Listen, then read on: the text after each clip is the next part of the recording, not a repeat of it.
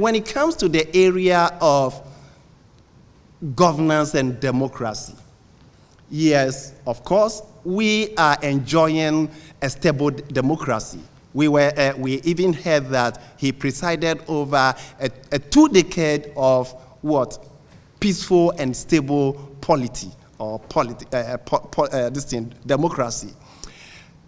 It tells us that, yes, there were challenges, but he was able to navigate through and bring us to where we are, where today we have about 3 successful turnover or transition from one party to the other, a peaceful transition. Then in that area too, you could see that we were even introduced to the fact that there was 1992 April referendum where most Ghanaians preferred representative democracy. And he said, if that is what Ghanaians are looking for, and it's not might through democracy, and this is what Ghanaians are looking for, yes, let's give it to them.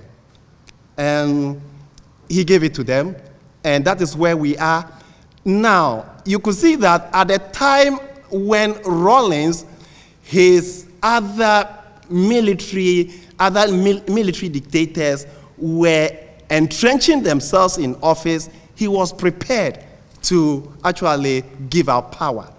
So in 2000 election, his preferred candidate lost the election, but he handed over power, and he set the pace that people should respect the Constitution.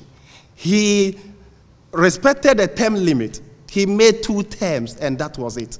And he allowed the opposition to come in. And by that time, by that act alone, he set the pace for Ghanaian political leaders to respect the term limit. Other places are having political instability because some people will not respect the term limit. But Rawlings has set the pace. Whatever it is, Nana Akufo-Addo, he will be handing over, whether to MPP or to NDC. He will leave the scene. So he has set the pace. So that is a plus for me. But you could also say that other people could also say that, yes, of course, he staged another coup, a second coup, which was not needed. Why should he remove President Liman's government in 81 through the 81 coup and then make a U-turn and go back for something you just, through the barrel of the gun, remove a constitutionally elected government? So some people would disagree with him there. So you could see that his legacy divides Ghanaians whatever way you look at it. Because some people will say, yes, this man is a great man. He did well and set the tone. And as of now, everyone will believe that any political leader in Ghana here, nobody will say, after my 2 terms, I would like to come back. No. It is something that even the stakeholders are agreed to, and everybody is prepared to play by the example set by Rawlings. But some people are also embittered because he removed Liman's government, and at the end of the day, metamorphosized himself to be a leader, whilst he was a military leader, to be a civilian leader, and he was someone presiding over the system and was an interested party within the system. So these are some of the challenges. When it comes to the issue of accountability and corruption, he did his best to fight corruption. But before even I go there, even in our constitution, the 1992 constitution, that Ghanaians want some kind of changes, we want constitutional review, we have some of his principles, found them their way there. Probity, integrity, and accountability is there. And the issue of corruption was something he was very much interested in. He did his best. Yes, people may even say that he was able to dodge accountability because he brought something into the Constitution to let him escape accountability. So this man Rawlings, whatever it is, whether you look at it as green or red, people may have their own way of looking at what he did. But posterity is here to judge. But to be sincere with you, you and I will agree that the reasons why he staged his 2 coups are still with us in the worst form. The reasons why he said he staged his coup. Now, if you talk of the economy, we are back to IMF. We are begging. All over the world, we are begging. So the economy is in bad shape. Economic hardship is still with us. When you talk of the issue of foreigners taking over the juicy part of our economy, where he mentioned the Lebanese, they are still here. People, even, what are we doing? To borrow the words of the former leader, another military leader, who was saying that Ghanaians should occupy the commanding height of Ghana. That is a champion. So what are we doing to ensure that Ghanaians occupy the commanding height in the areas of maybe energy, okay, the energy sector? We talk of telecommunication. We talk of even the mining and gas, gold, oil. These, where again, the juicy part, we have reserved these things to the foreigners. So Ghanaians, what are we doing as of now?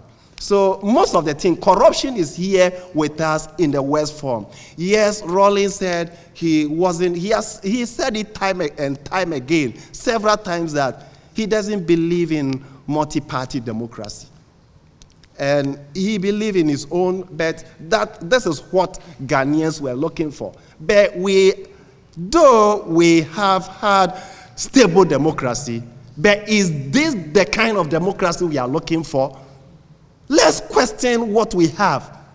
Is it the kind of democracy we are looking for? But to be sincere with you, let me also quote him finally and then end it here.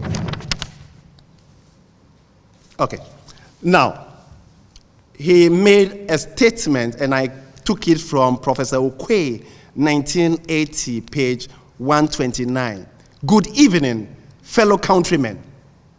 The attempt to justify the action of 31st December would not presuppose that we Ghanaians do not know and feel what had been going on since September 24th, 1979.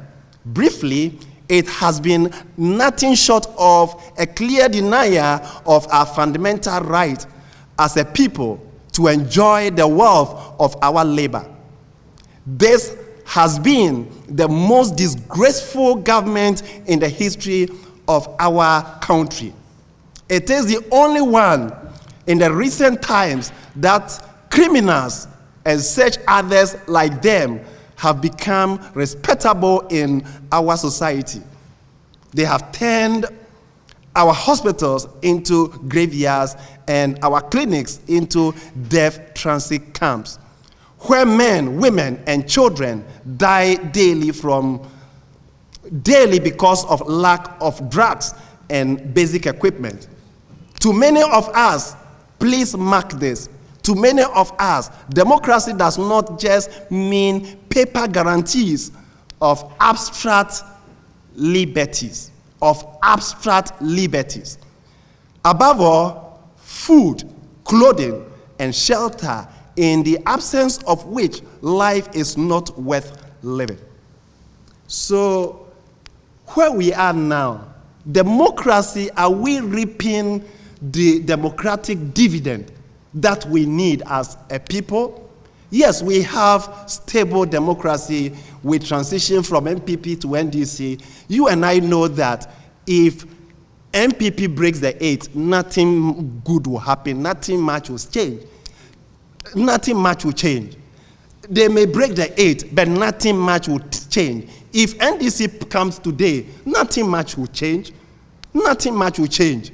And the fact is that we are hooked to this, and we are desperate. We don't know what to do.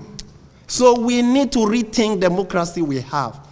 Is it translating into the dreams of Ghanaians? Ghanaians, are we better represented? Are our representatives accountable to us? Recently, the approval of presidential nominees, the 6 nominees, the NDC made a noise that they were going to vote against. But at the end of the day, the least person who got about one whatever, I don't have the figure here though, but meaning that a number, at least about 9 of NDC members voted to support or to approve the nomination. So the question is that the way their representatives wanted them to vote? And even this issue of secret balloting, is that the way to go? When it comes to critical national issues, do we need to go the way of secret balloting, or we need to vote such a way that we will know? Because someone was even saying, yes, because I was afraid when I wanted to have evidence. So when I went to the booth, I know I don't have to do it, but I switch on my mobile phone to just exonerate myself and tell myself that, and tell others that this is the way I vote, or this was the way I voted. So to be sincere with you, we have gone full cycle, but the issues for which Rawlings staged his coup are still with us in their worst form. Thank you.